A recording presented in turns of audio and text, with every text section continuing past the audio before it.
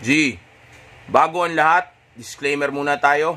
Gusto ko munang ipaalam sa inyo na yung batang babae na tinutukoy ko dito o mas batang babae na tinutukoy ko dito ay yung mga babae na sabihin nating nasa legal age na, okay, yung hindi na minor, okay? Kaya ako lang ginamit yung term na mas bata ay dahil yun lang yung term na pwede nating gamitin dito sa topic na ito. Okay, kumbaga wala kasi tayong sabihin nating Tagalog na eksakto na translation ng salitang younger. Okay, so kaya lang nating gamitin ay mas bata o kaya batang babae. Pero alam nyo naman na kung ano yung tinutukoy kong batang babae, which is actually yung batang babae na na nasa legal age na. Okay, so simulan na natin ang video na ito. Actually, itong video na ito ay isa lamang response video sa isa sa mga GNL natin na tinatanong ako kung paano daw ba makakakuha o paano magagawa na mapa-in-love o mapabigay ang isang mas batang babae sa kanya. Okay? Well, actually, marami naman na akong video na ginawa tungkol dito. Pero so ngayon, ang gusto ko malaman ninyo ay kapag ka mayroong kayong mas batang babaeng kadate, then make sure na mai-highlight o maipapakita mo sa kanya o sabihin nating may experience niya yung enerhiya mo. Okay? Kumbaga, dapat energetic ka, dapat joyful ka, dapat youthful ka. Dapat makita niya na kaya mong sumabay sa kanya o katulad ka pa rin ng ibang mga lalaki dyan na mas bata sa iyo. Hindi naman kailangan na magpasikat ka, hindi naman kailangan na i-exaggerate mo yung sitwasyon o hindi kailangan na sabihin nating mag-perform ka palagi sa kanya para makita lang niya na energetic o joyful o youthful ka pa rin o malakas ka pa rin o sabihin nating exciting ka pa rin o hindi naman kailangan na ganun. Actually, ang pwede mong gawin para makita niya ito ay yung sabihin nating ipakita mo lang ito sa kanya paminsan-minsan. Okay? Lalo na habang magka-date kayo, dalhin mo siya sa mga lugar na sabihin natin kung saan ay nagpupunta yung ibang mga kabataan na kung saan ay ginagamit nila yung enerhiya nila o yung youthful energy nila. Okay, like for example sa club, 'di ba, sa bar, 'di ba? Halos mga younger yung mga nagpupuntang mga lalaki doon. Tapos yung ganong klaseng crowd at ganong klaseng sitwasyon ay pang mas bata sa iyo, okay? Ibig sabihin, yung edad mo ay hindi na kadalasan pumupunta o mga kaedad mo ay hindi na kadalasan pumupunta sa ganyang klaseng lugar. So kung sa ganyang klaseng lugar mo siya dadalhin, sa umpisa pa lang iba na kaagad yung imahe mo sa kanya, 'di ba? Ang angas na kaagad, ang cool na agad kahit na may edad ka na. Isipin mo, sa ganung lugar mo pa siya dinala, 'di ba? Sa edad mo na iyan, kaya mo pa ba? 'Yun ang question niya ngayon sa utak niya. Kaya ngayon ipapakita mo sa kanya na hindi lang basta kaya mo mag-survive sa ganung klaseng sitwasyon o ganung klaseng lugar, kundi kapag ka ikaw ang nakasama niya, mag-i-enjoy pa siya. Okay? Kapag ikaw ang kasama niya, lalo siyang makakaramdam ng tiwala, ng comfort at security, and also at the same time, elbog na rin. Okay? Init ng kanyang, alam nyo na yan. Okay?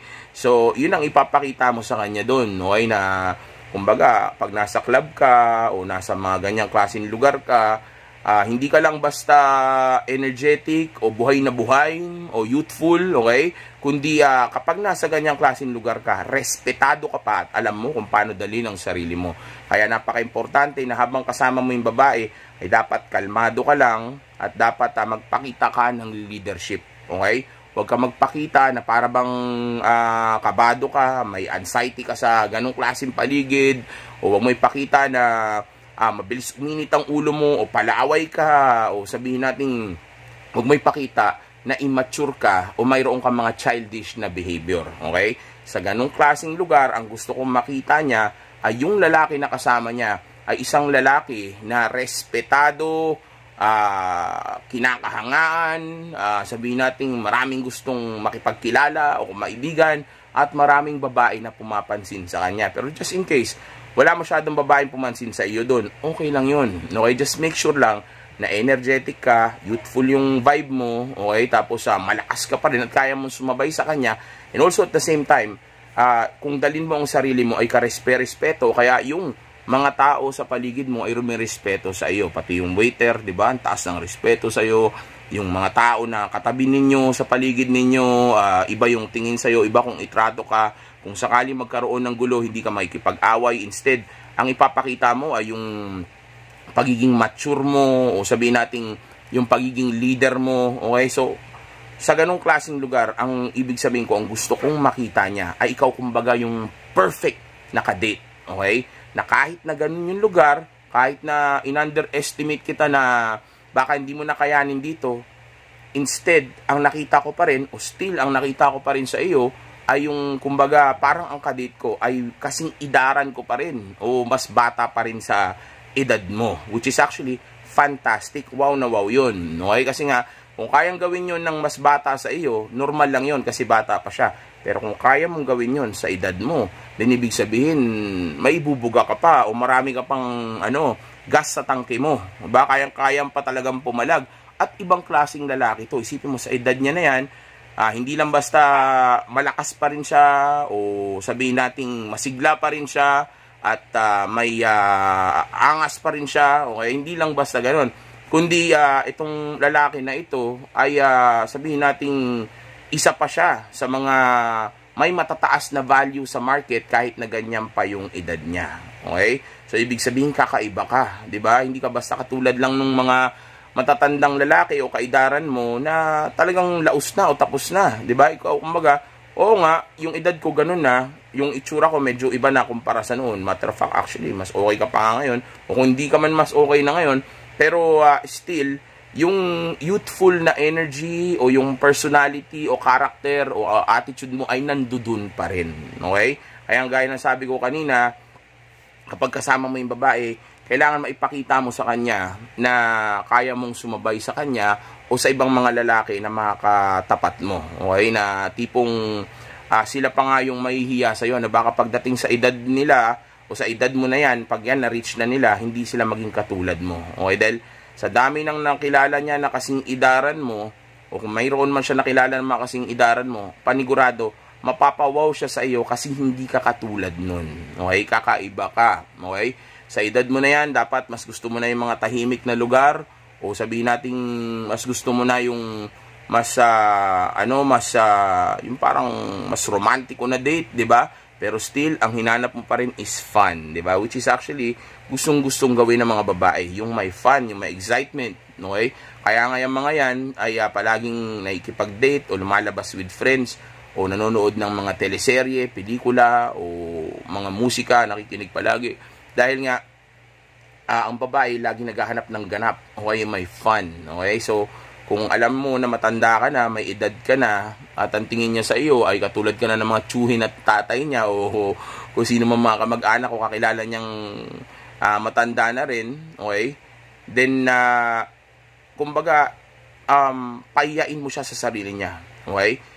Ipakita mo sa kanya na kakaiba ka, okay? Na hindi ka katulad ng tao na iniisip niya, no? O katulad ng mga ibang mga lalaki na kakilala niya. Matter of fact, hindi ka lang basta katulad ng mga lalaking kakilala niya, kundi amazing ka. Okay? Dahil nga, sa edad mong yan, hindi lang basta kaya mong sumabay, kaya mo pang dominahin siya. At yun yung isang bagay na gusto ko matutunan ninyo. Pagkasama niyo yung ganitong klaseng babae, dapat dominante ka pa rin, dapat leader ka pa rin, dapat decisive ka pa rin. Ikaw pa rin yung nagdidesisyon kung anong gagawin sa date ninyo. Ikaw yung, sabihin nating, may kapangyarihan o nasusunod kung ano dapat yung mangyari habang magkasama kayo, okay? Dominahin mo pa rin siya, okay? Kumbaga, habang nagpapakita ka ng youthful na energy mo at sabihin nating habang ipinapakita mo sa kanya nga na hindi lang basta kaya mo sumabay, kundi siya pa'y mahirapan sumabay sa iyo, okay? Habang pinapakita mo yun, dinudomina mo rin siya. Dahil tandaan mo, habang nag-i-enjoy siya na kasama ka, kailangan maramdaman pa rin niya na babaeng-babae siya at tunay na lalaki yung kasama niya. And ang isang way para mapaalala mo yun sa kanya habang nag-e-enjoy siya ay yung dinodomina mo siya. Minsan utusan mo, okay? Ipasa mo yung shit test pag nagbiro siya sa'yo. Kapag inasar ka, ipasa mo ng maayos. Like for example, sinabi niya, ano ba yan damit mo? Hindi naman bagay sa'yo. Next time, huwag mo nang susuotin yan. Nasabi mo sa kanya, kaya mo lang siguro sinasabi yan kasi para tanggalin ko yung damit ko eh. Di ba? Tapos ngitian mo lang siya. O kaya, para hindi magmukhang awkward yung joke dahil mas bata siya at mas matanda ka, Then, pagka sinabi niya gano'n, na parang wag mo na ulit susuotin yung damit mo, hindi naman bagay sa'yo. Sabi mo sa kanya, hayaan mo, since napansin mo yung damit ko, bibili pa ako ng mas maraming ganito para palagi mong makita yung design ng damit ko na to. Okay, sabi mo, tuwing magkikita tayo, ganito yung palagi kong susuotin. Okay, ganunin mo lang siya. Kumbaga, kung tinotroll ka niya o tinetest ka niya, itest mo lang siya pabalik o itroll mo lang din siya pabalik. Pero, wag kang magpakita na parang kang isip bata. Okay, pero, nagjo-joke ka, masayahin ka, 'di ba? Positive yung vibe ninyo, pero wag mo ipapakita sa kanya na kengkoy ka o isip bata ka. Okay? Ang gusto niya ay isang mature na lalaki na mayroon ng napatunayan, yung mayroon ng sinabi, okay? O sabihin natin kahit hindi pa ganun ka successful, basta yung sabihin nating mature na lalaki na kayang sumabay sa kanya, yung hindi boring, okay? Yung hindi niya magiging sakit yung ulo, hindi niya magiging sakit sa ulo pagdating sa leadership, pagdating sa maturity, okay? Pero of course, nag-enjoy pa rin siya kasama kasi nga youthful pa rin yung niya, yung spirit niya, 'di ba? Malakas pa rin siya, 'di ba? Kasi nga nagji-gym siya, nagwo-workout siya, nagko-condition siya ng katawan niya, tama yung diet niya. So kaya niya sumabay doon. Kaya nga importante ang self-improvement, mga G. Lalo na sa panchichicks, dahil sa looks, sa status, sa money, 'di ba? Tsaka pati sa game mo, which is actually parte ng self-improvement mo, 'di ba? So, yeah, kaya importante 'yan. Okay, dahil nga pag nakipag-date kayo, of course, kailangan mo ng youthful energy. Well, hindi lang naman sa mas bata, kahit naman sa ibang mga ka-date mo, kailangan mo nang maging energetic ka, kailangan naka-condition ka, kailangan gwapo ka, kailangan maayos itsura mo, 'di ba? Kailangan hindi ka lulugo-lugo. Paano kung may mangyari sa inyo tapos nangihina ka na, edi wala lang kwenta, di ba? Wala nangyari, sayang naman, di ba? O sabihin natin habang ka-date mo yung babae, ang bilis mo kagad na pagod, ang bilis mo kagad ng hina, na-turn off kagad yung babae, na-turn off tuloy yung babae sa iyo. Okay, so, importante na kondisyon ninyo yung katawan ninyo, mag-workout kayo, kumain kayo ng tama, okay, matulog kayo ng maayos, lalo na kung malapit na yung date ninyo, lalo na a day before ng date ninyo, mag-kondisyon kayo, okay? Lalo na kung ang mga ka-date ninyo ay isang batang babae na katulad nitong pinag-uusapan natin, yung mas batang babae sa iyo, okay? Kondisyonin mo yung sarili mo, baka mamaya may mangyari sa inyo, tapos lambot na lambot ka, nanghihina ka, di ba? So, huwag mong gawin yun. And also pala, dagdag ko rin yung tungkol do sa club kanina na mention ko, minsan, ipapakita mo rin sa kanya na habang nasa club ka, kayang-kaya mong kumontrol ng crowd. Kumbaga, wala kang anxiety, at kaya mong kumausap ng mga tao doon, mapababae o lalaki man. Okay? Pakita mo sa kanya na ikaw yung idol doon, o ikaw yung cool na na sabihin nating mature na lalaki doon sa loob ng club na yon. At yung ibang mga kaidaran mo na nasa loob ng club na yon ay mga sabihin nating mga kumbaga hindi kasing level mo. Okay? Wala kayo sa iisang level. Yun ang ipakita mo sa kanya na maraming katulad ko o marami akong kaedad na pareho lang naman kami ng mga pinagdaanan pero magkaiba kami. Kumbaga, same age pero magkaiba kami. Malayo ako sa mga yan.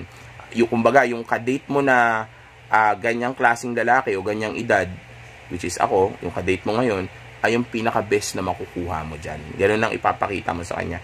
Na sila mga boring yan. Tinan mo, di ba? Hindi nila kayang sumabay. Pero hindi mo sinasabing, magsayaw ka the whole night para na masabi na energetic ka. The fact na masurvive mo lang yun, pati yung mga shit test niya, yung moment ninyo na yun, yung gulo dun, di ba? Yung music na malakas dun. The fact na na-survive mo yun at naging masaya kayo, nag-enjoy kayo dun sa sitwasyon na yun, dun pa lang, naipakita mo na kaagad sa kanya na kaya mong sumabay sa kanya. Kasi malamang, ine-expect niya na hindi kayo tatagal dun, o sabihin natin ine-expect niya na hindi mo may enjoy yun, pero the fact na na-enjoy mo yun at sabihin natin nakita niya na kumbaga hindi mo lang basta na-enjoy yung gabi, na domina mo pa siya, okay, then plus points yun talaga sa kanya, okay? Tataas talaga ang attraction at interest level niya sa iyo, lalo na respeto, kasi nga makikita niya nakakaibang lalaki ka, kumbaga may value ka at hindi lahat ng lalaki katulad mo. So ibig sabihin rare ka, 'di ba?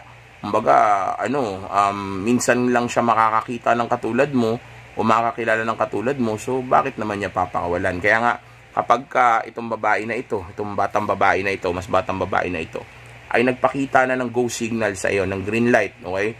At para bang pumapayag na gawin mo yung mga bagay na gusto mong gawin sa kanya, lalo na physically. G, you have to go for it, okay? Kailangan maging agresibo ka, hindi po pwede na nakatanga ka lang o tinitingnan mo lang siya o pinapanood mo lang yung nangyayari, okay?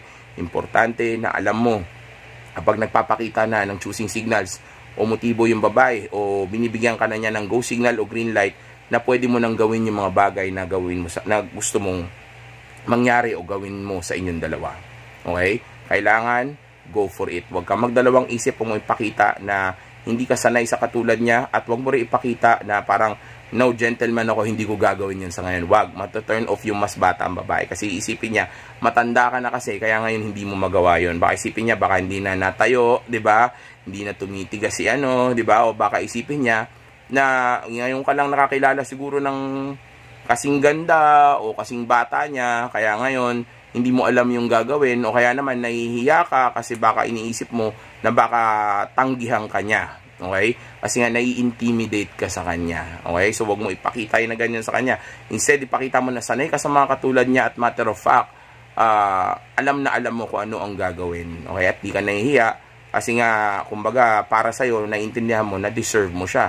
Matter of fact, dapat nga iparamdam mo, ipakita mo sa kanya na siya pa yung swerte na nakasama ka niya, dahil may mga nakadate ka na rin na katulad niya before na talagang nag-enjoy naman talaga. So habang kausap mo siya, pwede mo rin i-mention yun. Sabi mo sa kanya yun. Kunyari, tinanong niya, for example, gusto mo lang magkwento, sabi mo sa kanya, actually, last time nga, may nakasama nga ako dito eh. Nag-aaral naman siya sa gantong school. Yung, kumbaga, ipaalam mo sa kanya na may nakadate ka rin na estudyante na kasing idaran lang din niya, okay, na gano'n na rin, legal age na rin, na last time nagpunta kayo sa gantong klaseng lugar, tapos nag-enjoy kayo hanggang sa nauwi kayo sa ganito. Para makita niya na, kung tumagal sa'yo yung babae na yun, o sabihin natin nagkagusto sa'yo yung babae na yun, hanggang sumama pa sa apartment mo, which is actually, for sure, may nangyari sa inyo, then ibig sabihin, attracted kang lalaki, and also at the same time, nag-enjoy yung babae sa iyo, kasi na-select ka eh, di ba? Na-pre-select ka eh, na-pre-screen ka eh. So parang dating lang sa kanya, sino ba naman ako para tumanggi pa sa iyo eh, nag-enjoy nga yung ibang babae sa iyo, lalo na kung mas malupit at mas bata pa yung age nun sa akin. Kumbaga, nagbibigay na kaagad yun ng idea sa kanya na hindi mali na sumama sa iyo, o mag-enjoy siya. Kumbaga, mag-enjoy ako dito pag ito yung nakasama ko, kasi nag-enjoy nga iba. Okay? So, yeah, i-mention mo yun sa kanya. Pero again, pagka yung babae ay nagpaparamdam na o nagpapakita na ng choosing signals, o sabihin natin, di lang choosing signals, motibo na talaga na gusto niyang may mangyari na sa inyo, o pwede ka na mag-move, gusto niyang makita kung paano mo kukunin yun, okay? Titingnan niya kung paano mo kukunin yung ano niya, then kailangan maging agresibo ka. Kunin mo yun, okay? Kailangan youthful ang energy, energetic ka, tapos kailangan agresibo ka, and also at the same time, kailangan exciting ka, and mature ka ng mag-isip. Okay? Yan yung mga bagay na gusto ko matutunan ninyo sa video na ito. Okay? Well, gusto rin naman ng mga babae, yung mga seryoso na lalaki, yung mga malalim mag-isip, yung mga smooth lang, okay? Hindi kailangan masyadong energetic. Pero, well, kahit energetic ka, smooth ka pa rin dapat. Okay? Hindi ko sinabi energetic, kailangan nagwawala ka na, tapos mabilis ka magsalta. Hindi ganun. Same pa rin. Okay? Pero yun nga, gaya nga ng sabi ko kanina, ang ibig sabihin ko nga doon sa energetic is yung chill ka lang, okay? Yung hindi ka basta hindi ka yung parang para kang may kaaway o para kang excited na excited. Wag ganun. Pakita mo sa kanya na kalmado ka lang, sanay ka sa ganong klaseng date. Ilang beses mo na itong ginawa, okay? Matter of fact, parang kaya mo lang naman siya inilabas dahil kahit paano, sabihin natin, siguro na ka lang, sabihin mo na parang dating is nabato ka lang, tapos kahit paano, since okay naman siya, pumayag ka na ilabas siya. Pero sa totoo niyan, marami ka naman pwedeng ilabas na mas okay pa nga sa kanya. Okay? Ganun yung magiging dating nun. Okay? Dahil, again, itong babae na ito, na, kasama mo, sa umpisa pa lang may prejudgment na kaagad siya sa iyo, nuhusgahan ka na niya kaagad kasi nga mas mas bata siya sa iyo. So iniisip na kaagad niya na baka ganito ka, baka ganyan ka. So may times nag-a-adjust pa yan kasi iniisip niya matanda ka na, baka mapikon ka, baka hindi mo kaya yung ganon, baka hindi mo na kayang mag-swimming o baka mapikon ka pag sinabi niya yung ganito. So, siya pa yung nag-a-adjust. So, ang dating niyan sa kanya, para siyang nasa loob ng box. Hindi niya mapakawalan yung sarili niya. Which is actually, magbibigay sa kanya ng hindi komportableng pakiramdam habang kasama kanya. Kaya kailangan matulungan mo siya para mag-out siya o para magpakatotoo siya sa'yo habang kaharap ka niya. Kumbaga, mailabas niya talaga yung mga nararamdaman niya o hindi niya pigilan yung mga dapat niyang pigilan sa sarili niya kasi hindi komportable yun. So, since kailangan mo maging komportable ang isang babae para maging feminine siya, para sumubmit siya sa'yo at para may mangyari sa inyo, then, yeah, importante na matulungan mo siya na hindi siya mailang sa iyo. O sabihin natin, hindi niya kailangan mag-adjust pa, pagdating sa edad mo. Kumbaga, kailangan komportable lang siya na okay kayo, na compatible kayo, at mag-i-enjoy kayo. Okay? Kailangan yan yung mga makita nitong babae na ito. Dahil tandaan mo, again, yung babae na ito ay mas bata sa iyo. Okay? Ibig sabihin, may mga bagay na kailangan siyang makita para kahit paano, i-consider ka niya. Okay? Na pwedeng maging possible na mate niya. Okay, tandaan mo, mas may edad ka na. Okay, so sa society pa lang, hinusgahan ka na kaagad. So, ibig sabihin yan, from the start pa lang, meron ka na kaagad talagang patunayan. Dahil nga, yung mga tao sa paligid, even yung mga parents niya, o yung mga kaibigan niya, of course, ang sinasabi niyan ay huwag pipili ng katulad mo. Kasi nga ganyan tayo tinitrain ng society at yan yung sinaksak ng feminism sa mga utak natin dito sa mundo. Okay, mapalalaki o babae man, ang sabi nila, ang mas batang babae ay para sa mas kaidaran o mga kaidaran lang niya o mas bata sa iyo. Okay? Kumbaga, hindi yan para sa iyo. Nandyan yung papayain ka, nandyan yung babasusin ka o gagawan ka ng storya kasi mas gusto mo lang ng younger, which is actually better option sa iyo. Ba't ka naman kasi kukuha ng matanda o mas ng kasing edad mo o mas matanda pa sa iyo, di ba? Hindi nag-make sense sa health pa lang, sa performance pa lang, sa experience pa lang na magkakaroon ka, di ba? Lahat puro negative. So, bakit ka kukuha ng mas bata? Pero of course, dahil nga, ang gusto ng feminism ay pagtrabahuin mo na itong mga babae na ito bago mag-settle down o bago magkaroon ng sabihin nating sarili niyang pamilya. Then, yeah, of course, ang gusto nilang mangyari ay unahin muna natin yung mga matatanda na to. Kasi nga, pagka hindi natin inuna yung mga matatanda na yan, makikita ng mga tao na hindi effective yung ginagawa ng feminism. Matter of fact, napapahamak pa sila at nagiging malungkot pa sila. Okay, so, para hindi mapansin yun, o hindi mahalata ng mga tao, pinupush nila na unahin natin yung mga biniktima nila. Which is yung mga, yung mga babae na pinagtatrabaho nila. Instead na sabihin nila yung totoo. Okay, so, ganun ang ginagawa nila. Pinagtatrabaho muna nila, tapos pag matanda na, tsaka lang nila hinahayaan na mag-settle down na. So, kung ang gagawin ng society ay hayaan tayo na unahin yung mga mas bata, din ano mangyari dito sa mga matatanda na to, di ba? Kawawa sila. And ngayon, pag naging kawawa sila, sino masisisi? Yung nagtuturo nun. Okay, so ang ginagawa nila, para mas maraming slave, para mas maraming magbayad ng tax, para mas maraming magpayaman sa kanila, para mas maraming magbigay sa kanila ng kapangyarihan, lalo na pagdating sa politika, okay? Ginagawa nila, binibrainwash nila yung mga tao sa paligid na dapat ang isang lalaki ay pumili lagi ng kaedad niya o mas matanda sa kanya, wag yung mas bata sa kanya. Naiintindihan ko yun sa sa hindi pa legal age, okay? Pero pag legal age na, kahit mas bata, walang nakakahiya doon, okay? Dapat wala kayong pakialam kung ano man sabihin ng mga tao sa paligid. Dahil choice mo yun, buhay mo yun. At kung pumayag naman yung babae sa iyo, gusto ka rin naman ng babae, so anong problema doon, di ba? Naiinggit lang sila, okay? Kumbaga, hayaan mo na yung mga matatandang babae na yan na naiinggit dahil sila rin naman ang may kasalanan kung ba't nagkaganyan ang buhay nila. Sila ang pumili niyan, inunan nila yung career, di ba? O nagpalipat-lipat sila sa iba't ibang lalaki, kaya ngayon matatanda na sila at nahit na nila yung wall, o sabihin natin mabababa na yung mga value nila, wala na tuloy ibang mas interesado sa kanila. O sabihin natin may interesado man, gusto lang may mangyari sa kanila, o kung pakasalan man sila someday, kung di man sila iiwan nito, lulukoyin sila, o kaya sabihin nating magkakaroon sila ng kasabay, okay?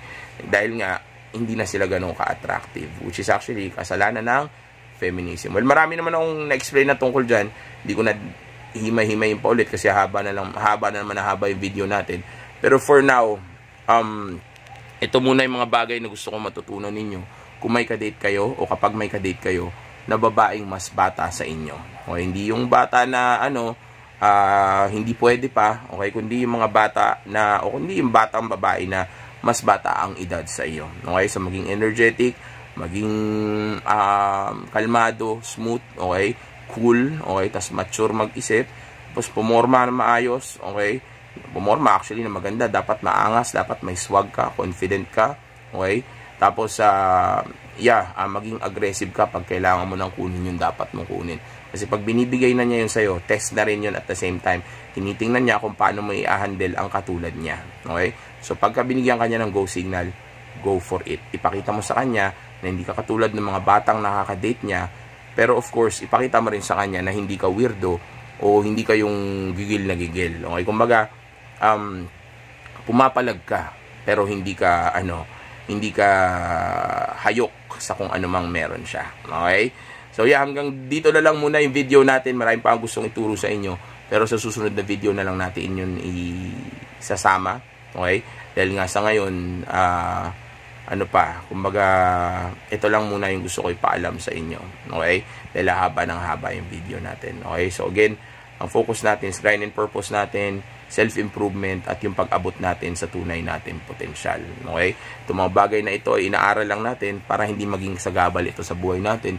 And also at the same time, mas maging masaya tayo sa buhay natin dito sa mundo na napakabilis ng oras at napakaigsi lang ng panahon. Okay? So, mag-ingat kayo. Enjoy nyo lang yung buhay ninyo. Maging successful kayo. Keep improving ourselves. Okay? And also, lagi ninyong tandaan na SafeX is the best X. Stay!